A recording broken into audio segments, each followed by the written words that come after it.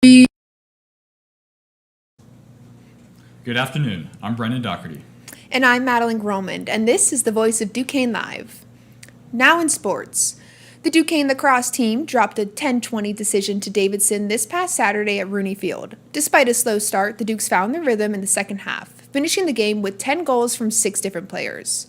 They would follow it up with another loss on Wednesday at St. Bonaventure by a final of 14-9. There were individual standouts for the Dukes, with Chelsea Evans scoring 4 goals and Grayson Emerson trying the Duquesne single-season assist record with 44. Despite this, the Bonnies would jump out to a 4-1 lead through one quarter and would lead 10-4 at half, so it didn't matter that the Dukes outscored them in the second half. On Saturday, the Dukes will host rival George Mason at home. The 1 p.m. game will be broadcast on ESPN+. The Duquesne men's tennis team dropped a 6-1 decision to Binghamton this past Saturday in Wexford. The Bearcats claimed an early advantage by securing the doubles point and carried that momentum into singles play. With the loss, the Dukes now moved to 4-6 overall on the year. In doubles action, Binghamton took the lead with wins at the top 2 positions. The junior-senior pairing of Austin Lai and Alfredo Vogelaar fell 6-2 at the number 1 spot, while Enrique Lana and Aero Cairo Tuna were edged out 6-4 at the number 2 position. The third doubles match was left unfinished. The lone point for the red and blue came with a gritty performance at the number 5 singles spot. After dropping a close opening set, Anton Garcia battled back to defeat his opponent in a 3-set thriller. While several other matches went the distance, including 3-set battles from Lana and Tuna at the top of the lineup, the Bearcats were able to rally and sweep the remaining courts. The Dukes will look to get back into the win column, traveling to Loretto on Friday for a non-conference battle against St. Francis starting at 5 p.m. The Duquesne women's tennis team captured its second win in a row this past Saturday, blanking Bingham 4-0 in Wexford. The Dukes controlled the pace early by securing the doubles point and followed up with 3 single victories to win the match. With this win, the team improves to 5-8 on the season. In doubles actions, the pairing of Alexandra O'Brien and Taza Yukina and Jazza Roca, along with Denise Razgilarte, would sweep, leaving the last match unnecessary. The dominance continues into singles play as the Dukes cruised. Roca was perfect at the number 4 position, posting a 6-0 shutout. Junior Sofia Serrano added another point with a convincing win at number 5, while Yukina clinched the match with a win by default at the 6th spot. The Dukes will look to keep the momentum going as they head to Erie this Sunday to take on Mercyhurst. Sophomore Rose Kuchera made history this past Friday, becoming the first All-American in the history of Duquesne women's track and field. Competing at the NCAA Indoor Championships in Arkansas, Kuchera placed 14th in the nation in the long jump.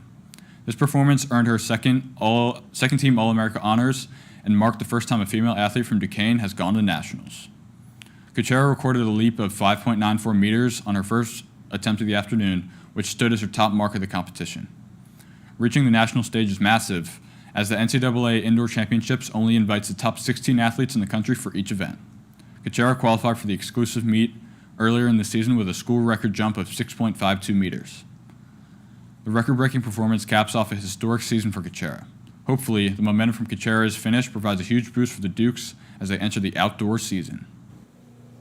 Trying to secure into the NCAA March Madness tournament, the Duquesne men's basketball team first had the win to the A-10. Our Brandon Flato has more. From PPG Paints Arena in Pittsburgh, Pennsylvania, it was the Duquesne Dukes and the Rhode Island Rams, ready to do battle in the second round of the A-10 championships. In this one, Duquesne received contributions from a variety of players, but none were bigger than those of Alex Williams and Jimmy Williams.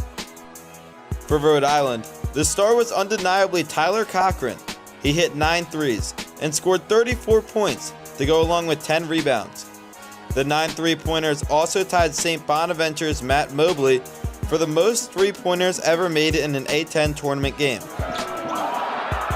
While Cochran played great for the Rams, it wasn't enough to best the Dukes and their pair of Williams. Jimmy Williams was back in his scoring ways in this one.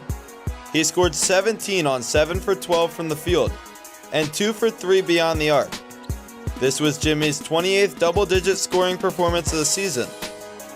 His partner in crime tonight, Alex Williams, who led the team with 28 points off the bench. This was his 14th straight double-digit game and his third 20-point game of the season. When Alex scores 20 in a game, the Dukes are a perfect 3-0. The crowd was electric today and helped fuel the home team to victory.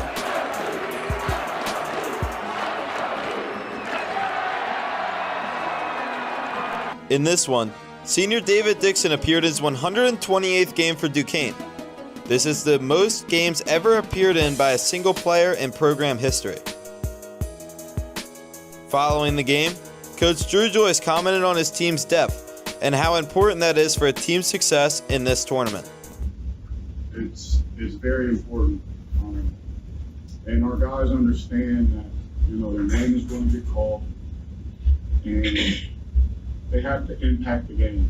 Final from PPG Paints Arena, the Dukes take down the Rhody Rams by a final score of 67-61. It was an all-around great performance from the Dukes. Very strong defensively, not as strong as they maybe would like offensively, but still got the job done. They never trailed in this one, which was a big key to success. Another key to success, as I mentioned, was the contributions that they got from off the bench and in the starting lineup. When you play in a tournament like the A10 Championships, which requires you to win multiple games in back-to-back stretches, it's really important that you're not relying on one guy, because if one guy is cold, you need another guy to step up and help you win these big games. For Voice of Duquesne Live, I'm Brendan Flato.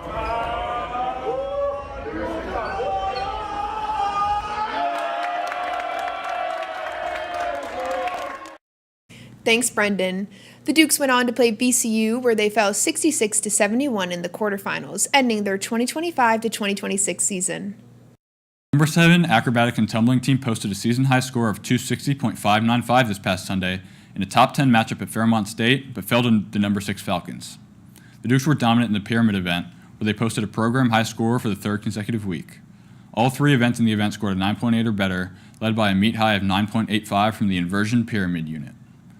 The Duquesne also excelled in the acro event, recording a program total of 28.45 and winning the 5-element heat with 9.8. Individual standouts continued in the tumbling event as Claire Piper and Briella Unger both posted back-to-back program highs. Along with Lindsay Kivlin, the trio has scored above a 9.0 in every individual pass so far this season. The meet concluded with the team event, where the Dukes improved their previous season best score by almost 3 points to break 260 for the first time all year. The squad will face their toughest test of the season as they face number 1 Baylor on the road March 28th. The action will be at 6 p.m. on ESPN+. The Duquesne women's golf team has continued its spring season this past weekend, finishing 5th out of 11 teams on the NKU Spring Fling down in Vero Beach. The Dukes finished with a 3-round total of 960 at the Sandridge Golf Club. In the final 18 holes, they posted a team score of 314. Sophomore Sasha Patrico led the way for Duquesne, tying for 16th overall. Senior Lindsay Pawanda just finished 2 strokes behind Patrico, sinking 4 birdies in 1 round. Abby Slanksker shot a 77 to move up 5 spots in the ranking. The Dukes' overall performance placed them ahead of several regional rivals, including Monmouth, Eastern Illinois, and Detroit Mercy. Duquesne will now prepare for its final event of the regular season at the end of the month. The Dukes are heading to the Bermuda Triangle Collegiate for a 2-day tournament starting on March 30th in Bermuda. The Duquesne swimming and diving team wrapped up the National Invitational Championships this past Saturday in Ocala, Florida. The Dukes finished 23rd in a field of 52, totaling 171 points over the weekend. Sierra Snow led the way for the Dukes with a standout 6th-place finish in the A final of the 200-yard backstroke. Snow also placed 14th in the 200-yard freestyle and helped the 800-yard freestyle relay team place top 10. In the breaststroke, Jess Burns clocked the 3rd fastest time in program history to place 14th overall. On the diving boards, sophomore Brienne Dempsey and senior Ashley Filitsky represented the Dukes against elite competition, with Filitsky placing 25th. With the National Invitational complete, the Dukes will have officially concluded their competitive season. The team will now head into the offseason after a strong showing on a big stage. Now, let's head over to Kylie Crocus with this week's weather. Thanks, guys. Let's look at the weather. So, starting off on Friday, to start off the weekend, 70% chance of rain, but with a high of 61 and a low of 37. This weather's really going back and forth, but at least we're seeing some higher temperatures. Moving into Saturday over the weekend, 60% chance of rain with a high of 67 and a low of 47, so still some warmer temperatures.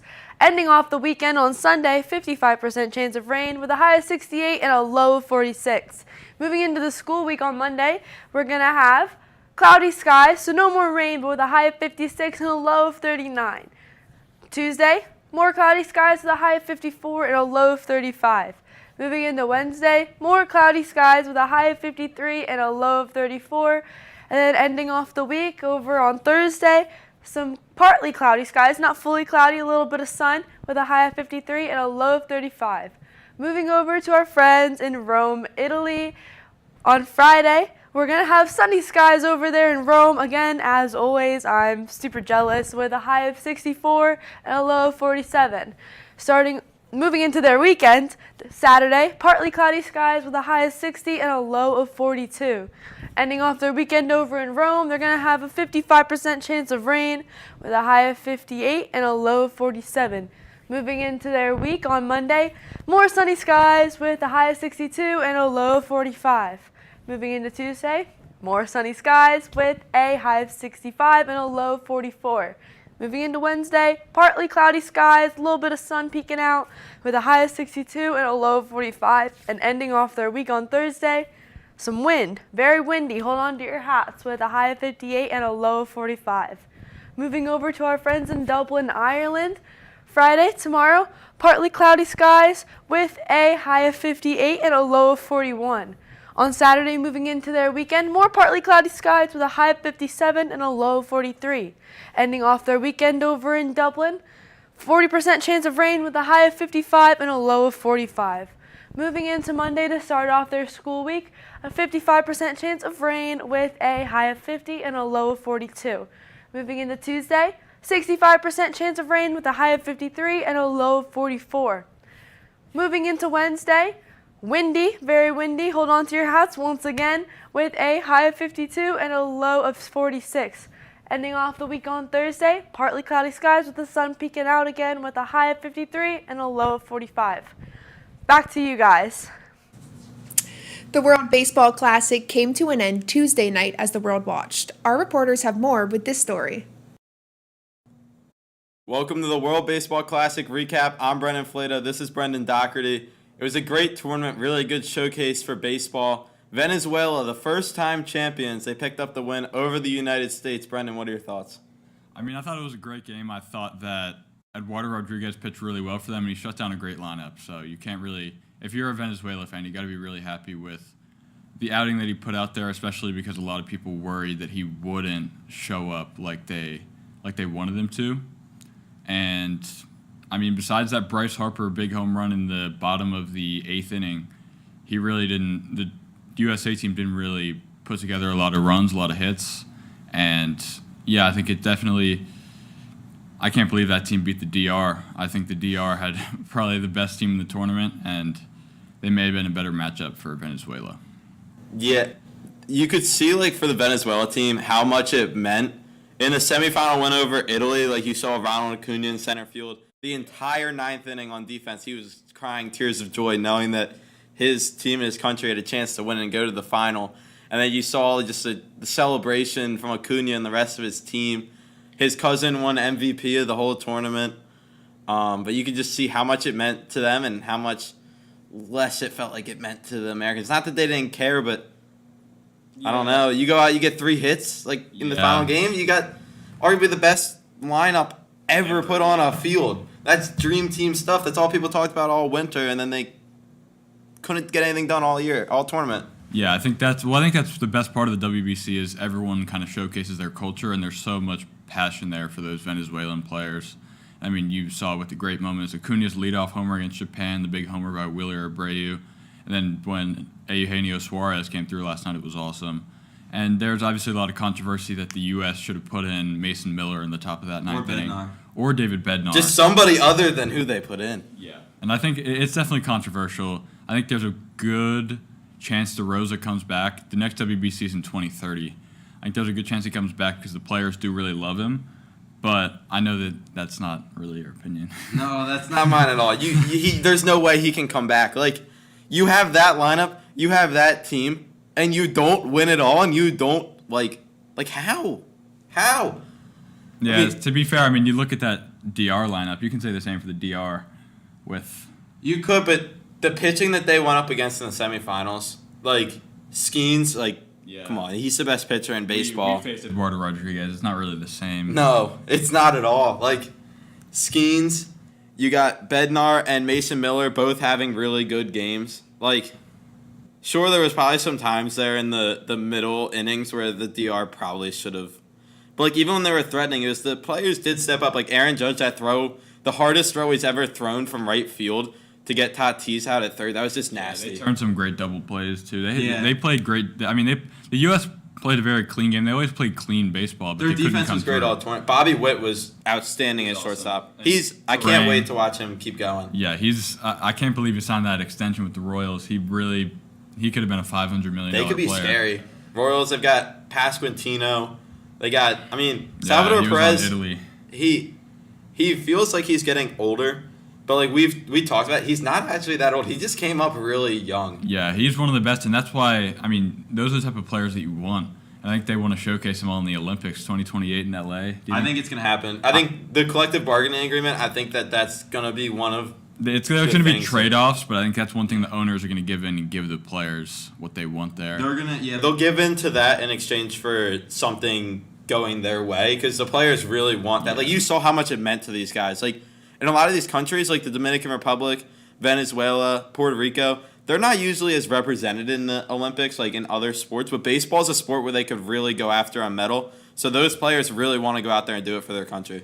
100%, and I think it was cool. Some people don't love the WBC, or my dad's not a big fan of it because he thinks it's, whatever. It's not, you're not playing for anything real, but I think it grows the game really well, and I think that it brought a lot of different cultures together. I mean, the way that you saw, I think the Venezuela-Japan game was probably the coolest mix of cultures that we had. Yeah, that crowd in Miami was insane. It was awesome. So I think I'm excited to see 2028 WBC. Also, they hopefully would, because it's the middle of the season, they would hopefully not have as many limits on pitchers. Yeah, you mean the the Olympics? Scooble thing, in the Olympics, because You get Scooble Skeens. Scooble only went once, and it was in pool play. They didn't want. It sounds like the Padres pretty much did not want Mason Miller to go last night. So DeRosa only would have. He said he only would have put him in if the U.S. was leading, but because it was tied, he didn't put him in. But How much of a difference does that really make, though? Like, it's one inning of work. But he's only throwing one inning no matter what. Like, you're not sending him out. Let's say you're tied. You're only going to pitch him the one inning anyway. You're not. Let's say you're tied again in the 10th. You're not going to send him back out there.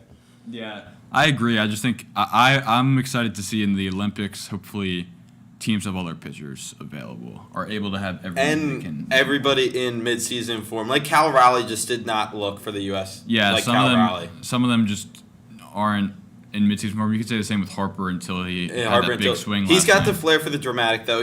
We'll see with the Phillies. Like, he'll go through these stints in the regular season where it's like, we're paying this guy $300-something million. Yeah. But then against the Padres, Game 7 in the pouring rain to send us to the World Series, he goes Oppo Taco. Like, he's clutch. That's why you pay players like that. And that's why he stayed in the 2. That's the only good thing DeRosa did all tournament was keep Bryce Harper in the lineup every day. Except for when he put in Goldsmith. If he didn't hit that homer, though, are we here saying the same thing? No, but that's Like, that's why that's the only thing good he did. I don't know if I don't know if that was the best process either to not I don't know. to not bump someone up, bump Gunnar Henderson. Well, Gunnar You Henderson coulda- didn't even start. Gunnar Henderson, that's another bad decision by DeRosa. That's why he should be fired. Like, just the lineup, like Bryce Terang, people are calling for him to be taken out of the lineup all tournament. I'll stand by that because his defense was so good. Like, Yeah, and he hit the ball pretty well. I Yeah. thought he swung the bat well. I think that Bregman over Henderson was a mistake last night. He did pinch hit him though in the last inning, and Henderson didn't do anything. So there's that. I think that Roman Anthony had a very strong tournament. It was good that he saw time in the lineup. I would have gone PCA over Byron Buxton last night for sure. I think that was a huge mistake. I don't know. I think against a lefty, he didn't want to stack too many lefties. That's why he didn't start Gunnar or PCA. Sure. But I don't know. It's hard to make those decisions. I would say certain things like that are getting picked apart too much, but I think the way he managed that game against Italy and then the way that he managed the bullpen last night, DeRosa is going to be – he's in a lot of hot water fan-wise. I'm not sure if he'll be in a lot of hot water job-wise. I'm interested to see what he says on MLB Central this morning.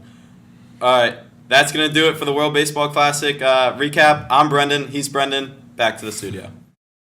Duquesne hosted the men's A10 tournament at PPG last week. Our Brendan Flato has an inside look at what exactly went down. All right, and we're here at PPG Paints Arena. My name is Brendan Flato. This is Donovan Cranage. We were covering the A10 tournament this past week along with some others from DSTV and DSR, but we're here to break it down for you live on Voice of Duquesne Live. Donovan, first off, what are your instant reactions after VCU was crowned champions? Well, I thought VCU was very dominant all weekend. I mean, their closest game was with Duquesne, where they still had a multiple possession lead on them. And then they went into the semifinals and dominated against St. Joe's and did the same thing against Dayton. All right, so let's start with Wednesday's first round of actions. Real quick, since it was the first day, what do you think of that first day? What surprised you? Well, St. Bonaventure, they had a lot of playmakers on that team. Frank Mitchell, Daryl Simmons, they both came to play. DeSante Bowen. And they ended up winning, probably a game more than they should have against George Mason, but looked very impressive that first day against LaSalle. Yeah, and I think my surprise was probably the way that Loyola Chicago played in that one. They were one of the worst squads throughout the regular season. They were the worst squad throughout the regular season, but they came out, put up a good showing, put up a good fight. Made it through, but not much further after that. They did. Now we'll move on to day two. The highlight of day two, for us at least, was the Duquesne versus Rhode Island game, which Duquesne picked up the big win. I'm sure you've heard about it, seen about it by now. What did you think of that game versus URI? Well, it was less competitive than I thought it was going to be. Duquesne had a solid lead for, I'd say, most of the game, specifically in the first half, and they played a brand of basketball that made them able to compete with VCU. But it started with that game against Rhode Island, where we saw two incredible performances from Alex Williams and Jamie Williams. Yeah, and aside from the two Williams, there was a lot of guys who contributed to that game. Brandon Hall on the defensive end. He kind of had a little bit of a spark at the beginning of the game, too, for Duquesne. They started fast, and, probably not their best game they played all season, but they played damn well enough to win. Maybe they would have liked to shoot it a little bit better, especially from the foul line, but a win's a win, and you move on to the next. And so do we. Next day was Friday. The highlight was Duquesne VCU, but there was also some other big games. What did you think of the games that weren't the Duquesne game? We'll start there. Well, we already talked about St. Bonaventure, but that win against George Mason was so impressive. They kept up with them on defense very well, and at the end of the game, took over and was able to get the win. I was very impressed also from St. Joe's, Davidson. They went in and got the win against Loyola Chicago, who was coming off a very good performance against Richmond that we just talked about as well. Yeah, and then there's Friday slates of games. It's the first time we saw the one seeds. St. Louis had a little bit of a scare in that one. Yeah, they did. They kept it close, but, you have clutch players, and we're going to see them in the tournament this week against Georgia coming up tomorrow on Thursday. I think they got players that are gonna make big time plays. Robbie Oliva, we saw it against Dayton as well in the semis. He did his part. Yeah, he did his part, and they got the win, although they kept it close. Well, maybe he didn't do his part on the boxing out end. That led Latong making that tap in play, kind of David Dixon-esque. Yeah. For the win. But now Duquesne versus VCU. What are your thoughts after that one? It's a tough one. Maybe Duquesne versus the refs. It was a tough one, and the officiating was definitely questionable. We talked about it all game. But at the end of the day, I feel like Duquesne really did have their chances, especially Ginyard there. He had a breakaway and ended up turning the ball over, which was a very unfortunate end to a game they kept close with a very solid VCU team that ended up winning the A10, and now they have a game against UNC coming up in March Madness. Yeah, and Duquesne was I was sitting with the camera right down on the Duquesne bench. They were not pleased with the officiating throughout the game, but that doesn't mean that they lost because of the officiating. They had their chances. Obviously, Ginyard slipped and lost the ball trying to push it up the floor to get the timeout. Drew Joyce said in the press conference that he was jumping up frantically to call the timeout. The officials didn't give it to him. He had the at least A10 famous eye test quote during that press conference where he said that he doesn't know if the refs need eye tests or what they need to be able to see, but they missed that one. But if they had gotten that timeout, man, things could have been different for the Dukes. And for the A10 in the tournament as a whole, that could have shifted. That could have been a one-bid league after that. Absolutely, yeah.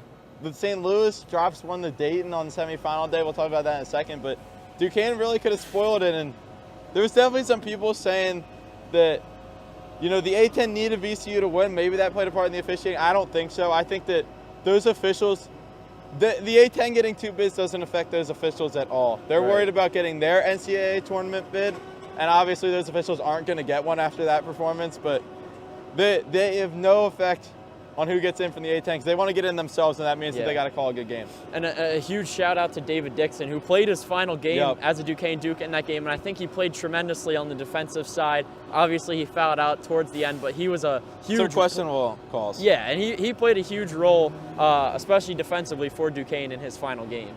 Yeah, and it was nice to see him get that standing ovation from the crowd, Yes. be honored by his teammates who all shook his hand as he left the court for the final time as a Duke. Also, shout out to the other seniors, Alex William, a grad student. He played great all-tournament, named to the all-tournament team, I believe. I voted for him. Yeah, he was definitely voted for by a lot of people. He was in the running. But a great career for Alex Williams. It ended with that game. But hopefully we see David Dixon playing pro very soon. That would be cool. All right, we'll move on now to semifinal games. Obviously, the big one was Dayton versus St. Louis, but we're going to start with the second game, VCU St. Joe's. We'll say the best for last here. Yeah, well, it was just it was all VCU all game. You know, from the jump, they got out to a huge lead, and St. Joe's could just never catch up. Yeah, St. Joe's is my pick to win it all. I really thought that they had the best chance. Obviously, they couldn't get it done when it mattered in the semifinals. They will get a high seed in the NIT, so their season will continue, but obviously not in the tournament that they wanted to be in. Right. Moving on now, the game of the tournament, Dayton, St. Louis. We got a big shot for Dayton, puts them up. Robbie Avila the other way, three-pointer, top of the key. Then a missed shot, tap in by Latong. What are your thoughts? You were there. I missed that game. I had baseball. I was there, and But you were there. I feel like that sequence might have been the craziest sequence in any sports game I've ever attended. So that was awesome to see in person. But it really wasn't like that the whole game. You know, the first half it wasn't that close, and then towards the end, some missed shots lead to a closer game, and you ended up having that insane sequence. But what a job by not just the team Dayton, but the fans of Dayton showed up, and they showed up all tournament. But I think it really played a huge role in that upset against St. Louis. Right where we're sitting right now is a sea of red before, like 2 hours before all Yeah. of their games. They came ready. They came prepared. Also, the VCU fans showed up. Oh, they did, absolutely. And we had a good chanting war going in the finals between VCU and Dayton. I would say I tweeted probably 60-40 Dayton in the crowd, Yeah. would you say? I would say so. But both fan bases showed up. Dayton a lot closer than VCU, but it was a great atmosphere. Almost Lower Bowl sold out for that game. Yeah. Well, it was sort of similar to the St. Joe's game where it was kind of just never really a question. But they kept it a lot closer than St. Joe's. Obviously, VCU came out with the win. And not just a shout out to their fans, but their pep band. Oh. We've talked about it. Was incredible. I think that also played a huge role, feeling like a home game in some sorts for VCU. Yeah, their pep band was loud. I mean, they were really good, but I don't know how I feel about the pep brands bringing in speakers to make them louder. Yeah. Like, it was like you should be able to bring that noise on your own. You shouldn't need Right. 10 ginormous amplifiers to get that noise out there. But they were very electric. They were into it the whole time. They were chirping pretty good during They were. warm-ups. They were even chirping the camera people. I was catching strays trying to record Duquesne warming up against VCU, but they were into the game. You got to respect it. But what do you think going into the tournament?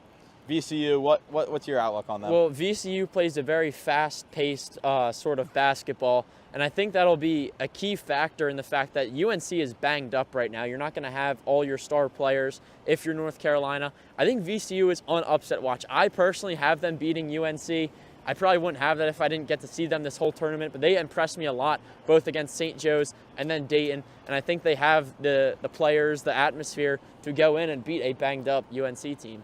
Yeah, and for VCU, going into the season, I thought that they were going to have a very good chance to make a run here in the A-10 and the NCAA tournament because when you think about it, with NIL now, VCU's not a small school. They have big donors. They make a lot of money. They don't have football. Correct. They don't have to put any money towards football. All of their NIL goes to those 5 guys on the basketball team. So you know that they're going to be able to put together a good team. UNC, though, they're putting money Yeah. towards their guys too. But as you mentioned, they're a little banged up. I think that's a perfect situation for an 11 seed. If you're looking at your bracket and you're picking an 11 seed, VCU is who you should pick.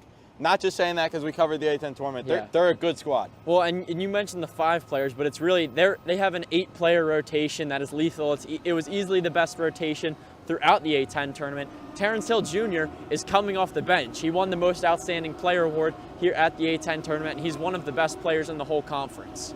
Yeah, you got to guard Terrence Hill. And then look at the other A10 tournament briefly. We'll cover them. The other team going into the tournament, St. Louis, 8 versus 9. 8 versus 9 games are always those close ones. Yeah. I don't think St. Louis can pull it out first round. Really? I don't think so. I'm I've not a seen them huge- all year. I think they're frauds. I mean, we saw them compete with Dayton, who ended up making the finals and didn't You really need keep it Avila to close, score but 40. You need Avila your to star score players 40. to come out. Coach Josh Schertz said it in their press conference after their first game. There's no I in team, but there's I in win. So you need your star players to come out and do what they do best. Now, I think it advantage to do. I think Schertz is a very good coach. I think that they have the role players. Obviously, got to lean on the man with the goggles, Robbie Avila. Yeah. But yeah, it's going to be tough. I think Georgia's probably going to pull that one out. Well, and I'm not a huge Georgia basketball fan. I think they've been kind of up and down all year, and this is I think that's a good first-round matchup for St. Louis. I think it'll be close, but I think St. Louis can pull it out. I think we're on this. I think it's going to be very close. I think it's going to go down to the stretch, maybe similar to the Dayton St. Louis game, but I think in the end, the St. Louis defense, they tire themselves out near the end of the game. Yeah, they do. So we saw it a lot, so I don't know. We'll see what happens, but it was a great time for us covering the tournament. I think you'd agree it was an awesome experience. It was great. But for the Voice of Duquesne Live, we're now going to send it back to the studio. I'm Brendan Flato. He's Donovan Cranage. Thanks, Brendan. Now let's take a look into the first ever Duquesne student government presidential debate hosted last Friday. In September of 1960, the American political landscape was forever changed when Richard Nixon and John F. Kennedy stepped in front of television cameras for the first ever televised presidential debate. Fast forward to today, and a similar milestone has just taken place right here on the Bluff. For the very first time in Duquesne University's history, the Student Government Association presidential candidates met face-to-face in a live broadcast for the entire student body to see. Sponsored by the Duquesne Duke student newspaper and Duquesne student radio, the historic event brought the democratic process directly to the students, and the campus was clearly watching. Nearly 500 people tuned into the video leading up to the election. Taking the podiums were Culture Party candidate Wango Kasuba and Mission Forward Party candidate Mary Paternoster. Both candidates were quick to outline their distinct visions for the university's future. Paternoster, a junior studying secondary education in English, drew heavily on her 2 years of experience on the SGA Executive Board. She emphasized her party's dedication to the university's spirit and mission, focusing on building authentic relationships and walking with students on the margins. Kasuba, a sophomore history major and social studies education major, leaned into his party's commitment to broad campus representation. He highlighted his team's diverse backgrounds, ranging from first-generation college students to Greek life members and athletes, as the key for properly advocating for the student body. A major highlight of the debate was the discussion around student engagement.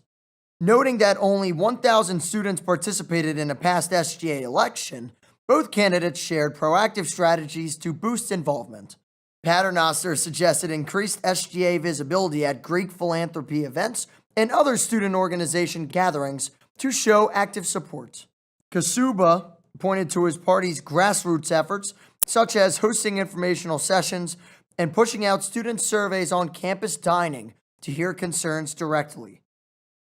The candidates also tackled upcoming institutional shifts, specifically how they plan to advocate for students as incoming University President David Dowsey takes office. Both candidates shared positive takeaways from attending Dowsey's Listening to Hope tour, noting his openness to student surveys and direct communication. When the debate shifted to policy, the candidates addressed how they would handle potentially divisive student organizations seeking SGA approval. Kasuba pointed to his proudest SGA accomplishment, passing a reapplication bill that ensures groups follow a strict process and align with the university's values. Paternoster agreed with the need for an inclusivity adding that she would focus on thoroughly training SGA senators to use their voting power responsibly. But the debate wasn't all heavy policy. During a lighthearted lightning round, both candidates agreed that Cinco is a top-tier lunch spot on campus, though Kasuba gave an honorable mention to Milano's, and Paternoster defended the Hogan Dining Hall. And if given an infinite budget to bring anyone to campus, Paternoster dreamed of a homecoming halftime performance by Beyonce, while Kasuba opted for a popular internet comedian jersey. As the historic broadcast concluded, the choice was left in the hands of the student body. For Voice of Duquesne Live, I'm Jack Morgan. The 2026-2027 SGA Executive Board was officially announced earlier today. The winners are as follows. President Mowango Kasuba. Vice President of Communications, Sadie Kim. VP of Finance, Aziz Yumo. VP of Student Life, Elsie Angelis. VP of Academic Affairs, Julius Maurice. VP of Mission and Community, Gabriela Garcia Rodriguez. All of the Executive Board winners are part of the Culture Party. Congratulations to the winners, and we look forward to seeing what you will do in office. Now more in SGA.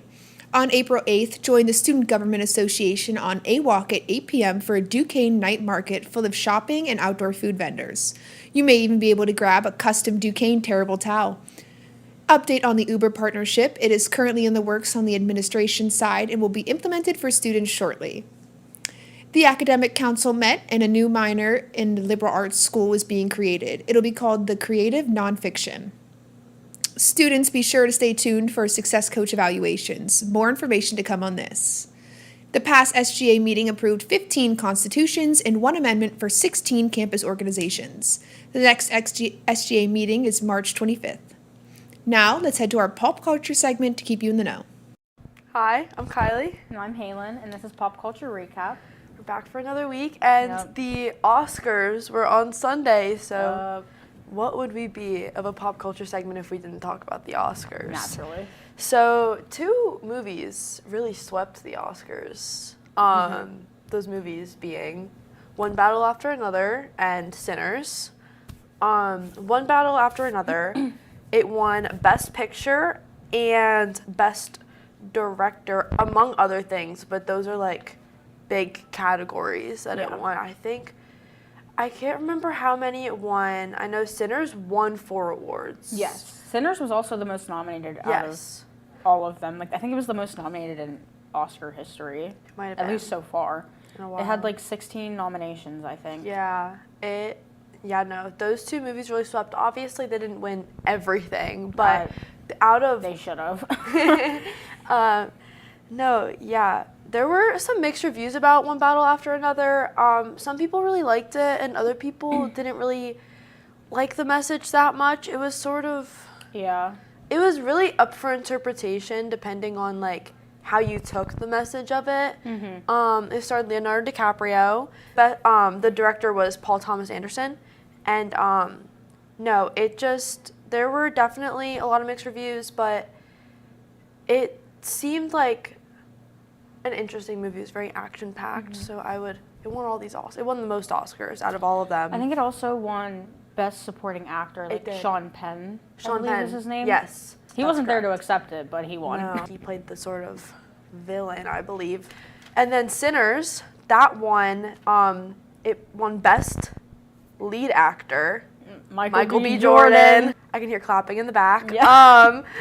But no, it's really well deserved, honestly, because Very he well played deserved. 2 characters. Yeah, 2 separate characters with different characteristics. Like, they were and different people, personality. but it was 2 it was him playing both of them, but some people forgot that it was just him. And he even did this thing with his face muscles when he would talk. I just heard about that recently. Yeah, as one character, he would like move his face a different way so that he had dimples, and only one of them had dimples and the other didn't. It was just like I feel like that's just insane. You can tell how much work he put into it. A lot of work, and it was such a good piece. It was an incredible movie. Very well deserved win. A lot of people thought that win was going to go to Timothée Chalamet for Marty Supreme, which leading up to the Oscars, he was a contender. He But was then it was looking like up for him, and now he it's was not a looking so contender. up. And not too long ago, a couple weeks ago, he had some controversy where he said something sort of like putting down the opera and the ballet. So a lot of people are wondering if that's why he didn't win Best Actor. Now suddenly the trailer for Dune 3 is out. Yeah. Guess he's going for his backup plan. So I mean, how many more Dune movies can you make?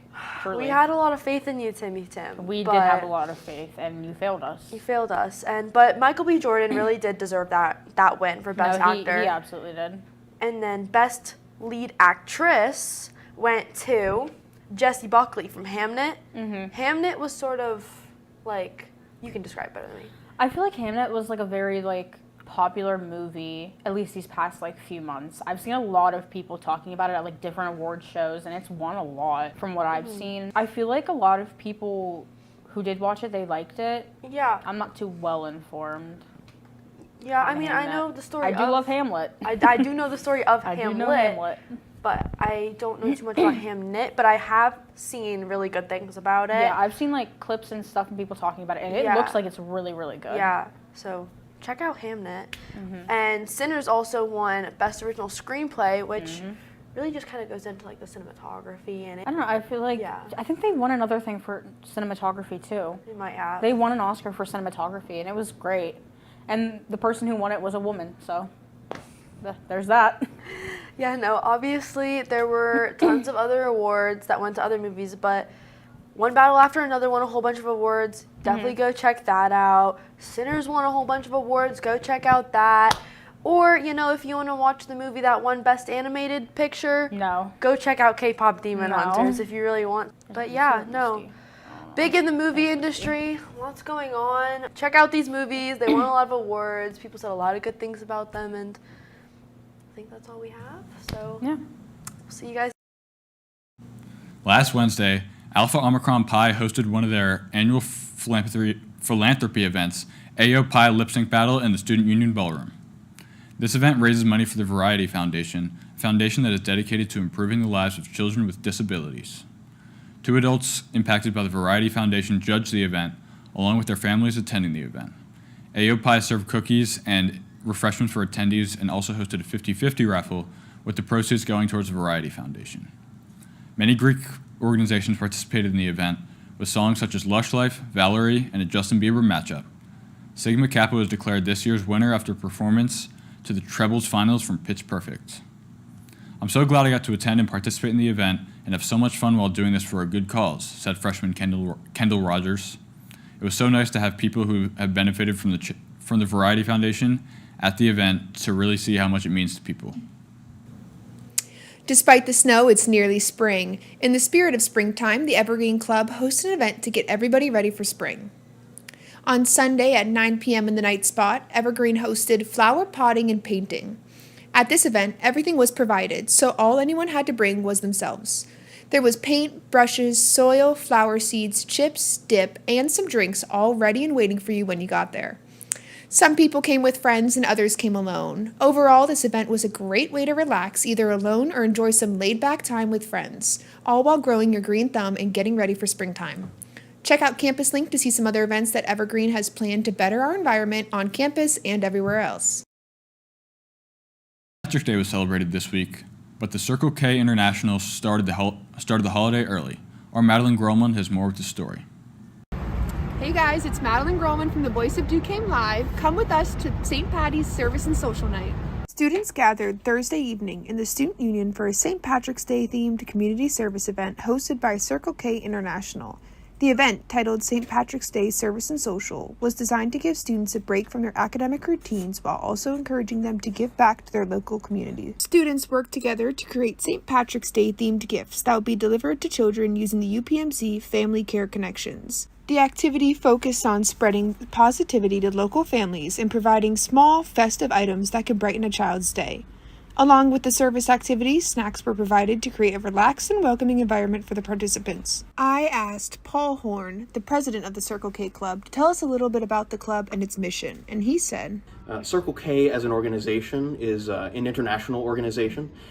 It's actually through the Kiwanis family of organizations. So if your high school had a Key Club, that's the exact same parent organization. It's a service-centered group, so as you're driving down by a small town, you'll probably see signs that say Rotary Club or Lions Club or Kiwanis. It's one of those community groups in the United States that's centered around community engagement. And so CKI, or Circle K, is the collegiate version of that. And we are the Duquesne branch, and so we often do either holiday-themed events like we're doing tonight for the St. Patrick's bags for kids at UPMC Family Care Connection Center, or we upcycle old T-shirts into dog toys for animal shelters, things like that that are small acts of service that really contribute to a service orientation for students here. I also had the opportunity to ask him what else could we see from the Circle K this month, and he said, We do have another project in the works right now for the last Thursday of March, where we plan to be making cards for doctors, which is in anticipation for Doctors' Day. That might even be in collaboration with the CMU Circle K, which would be a lot of fun. Hopefully we can make that work out. We also had Marion Monguer, the secretary of the Circle K Club, give us a little tour of what was inside her bag. Here's what's in my bag. We're starting off strong. It's a little maze. Flip it around. It's a word search. Yep, double time. Way to use paper. Save the trees when you can, even when you kill them a little bit. Next, we have a little fortune teller already folded and ready to tell someone's fortune. If you dig a little deeper, you got some bling for the festive times. Of course, it has to be green. Has to fit the theme. It's not over. If you think you're going broke, it's a gold coin. It might be made of chocolate. And that's not where it ends. Got some goodies to be even more festive. Close the bag up and it's ready to go. Thanks, guys, for tagging along. Check out Campus Link for more. Thanks, Madeline. For those of you who are interested in studying abroad, there will be many events to gather more information. Tonight at 6 p.m., the Center for Global Engagement will be hosting a semester information session in room 222 of College Hall. For the semester information session, you will be able to find out how you can study abroad for a full semester and all of the extra details that go into it. If you are unable to make these events, don't worry. Open office hours will be hosted at the Student Success Central from 2 p.m. to 3 p.m. every Monday, Wednesday, and Friday from March 24th to April 28th. Feel free to check out any of these events. Make sure to look for more information on Campus Link or Duke Study Abroad on Instagram. For any other questions, make sure to email studyabroad@duke.edu. Now for Provost Dossie's academic insights. The Center for Fertility Awareness and Education Research invites Duquesne University students, faculty, and staff to attend the DuCom inaugural 2026 Men's Health and Infertility Conference. This conference will feature national and international experts discussing the latest advances in men's health, urological conditions, and male infertility through both restorative and conventional approaches. Registration is free for the Duquesne community with breakfast at registration, lunch provided, and a reception to follow. I'm Madeline Grolman. I'm Brendan Doherty. We hope to see you next Thursday.